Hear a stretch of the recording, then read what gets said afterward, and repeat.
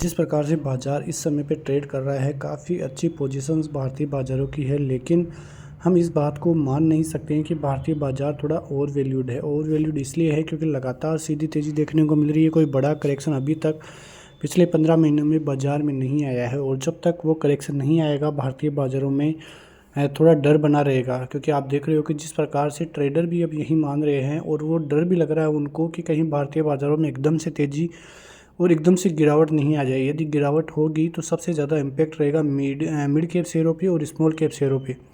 और इसी कारण से बात कर रहे हैं लार्ज कैप शेयरों की, तो कल भी आपने देखा कि लार्ज कैप शेयरों में ही सब कुछ दमखम देखने को मिला। एडवांस डिक्लाइन रेशियो आप देखोगे तो 855 से 885 शेयर एडवांसेज में, जबकि 931 शेयर आपको डिक्लाइन में दिखाई दे रहे होंगे। लेकिन निफ्टी में केवल 37 पॉइंट की गिरावट का मूड माहौल देखने को मिला। एक चीज़ देखिए, रिलायंस में कल तेज़ी देखने को मिली, लेकिन HDFC bank, axis bank, ICICI bank, Kotak Mahindra bank, banking sector में ज़बरदस्त गिरावट का मूड माहौल देखने को मिला। और इसी वजह से लगभग 1% से भी ज़्यादा की गिरावट बैंक निफ्टी की तरफ से देखने को मिली है।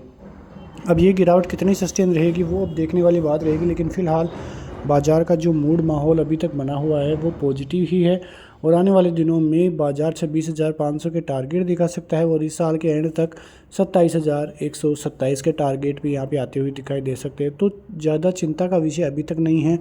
जब तक निफ्टी में 24,950 के लेवल्स हैं तब तक कोई दिक्कत नहीं है। यदि वो लेवल तोड़ के बाज़ार नीचे आता है तो थोड़ा नेगेटिव सेंटिमेंट भारतीय बाज़ारों की तरफ से आते हुए दिखाई देंगे। वैसे ग्लोबली मार्केट में कोई चिंता का विषय अभी तक नहीं है, जिसकी वजह से कोई बड़ी क्रेज आती हुई दिखाई दे या बड़ी गिरावट आती हुई दिखाई दे।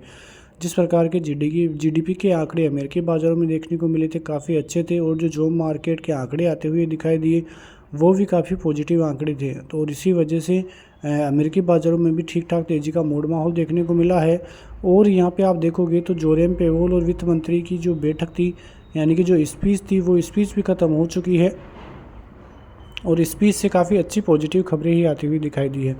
जेरोम पावेल ने यही कहा है कि आने वाले दिनों में भी रेट कट संभव है, और इस साल में यदि नवंबर में फेड की मीटिंग होने वाली है तो नवंबर में भी लगभग 25 बेसिस पॉइंट की रेट कट हो सकती है। वहीं चाइनीज़ बाज़ारों का मूड माहौल बिगड़ा हुआ था, लेकिन चाइनीज़ बाज़ारों की इकोनॉमी में लगभग 150 मिलियन युआन आने से वहाँ की इकोनॉमी चमक उठी है। मेटल स्टॉक्स में काफ़ी ज़बरदस्त तेज़ी का मूड माहौल देखने को मिला है। वहीं अलीबाबा और ऐसी कंपनियां जो कि अमेरिकी बाज़ारों में लिस्टेड है, वहाँ पर ज़बरदस्त तेज़ी का मूड माहौल देखने को मिला है। और यही कारण रहा कि जो चाइनीज़ बाज़ार है वहाँ पे भी ज़बरदस्त तेज़ी का मूड माहौल देखने को मिला है।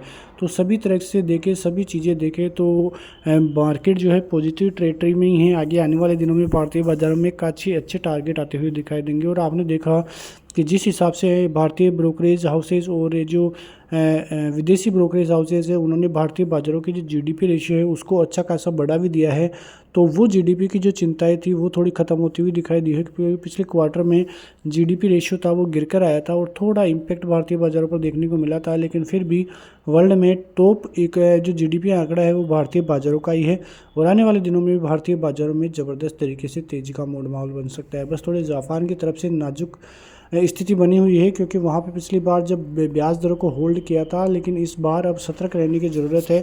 क्योंकि यदि जापानी बाज़ारों में रेट हाइक फिर से होता है तो युआन डॉलर ट्रेड में फिर से दिक्कतें बढ़ती हुई दिखाई देगी। जिसके जब आपने देखा होगा कि अगस्त की शुरुआत में ऐसा ही हुआ था तो दिक्कतें बढ़ी थी, लेकिन अब यदि ऐसा ही होता है तो ज़्यादा दिक्कतें बढ़ सकती है। तो जापानी बाज़ारों की तरफ से थोड़ा बहुत हालात डगमगाते हुए दिखाई दे रहे हैं। तो सभी चीज़ें जो है अभी अंडर कंट्रोल ही है। आने वाले दिनों में भारतीय बाज़ार पॉजिटिव टेरिटरी में ही रहेंगे, और अच्छी खासी तेज़ी का मूड माहौल फिर से बनता हुआ दिखाई दे सकता है। तो इसी के साथ वीडियो की समाप्ति करते हैं। लेकिन फिलहाल यदि आप चैनल में नए हो तो चैनल को सब्सक्राइब कीजिए, वीडियो को लाइक ज़रूर कीजिए, क्योंकि ऐसी खबरों के दम पर आप बाज़ार में होने वाले ट्रैप से बचेंगे, और जो भी करंट न्यूज़ें फ्लो हो रही है वो आपके लिए बहुत काम करती हुई दिखाई देगी। मिलते हैं नेक्स्ट वीडियो में, तब तक के लिए नमस्कार, जय हिंद, जय भारत, वंदे मातरम।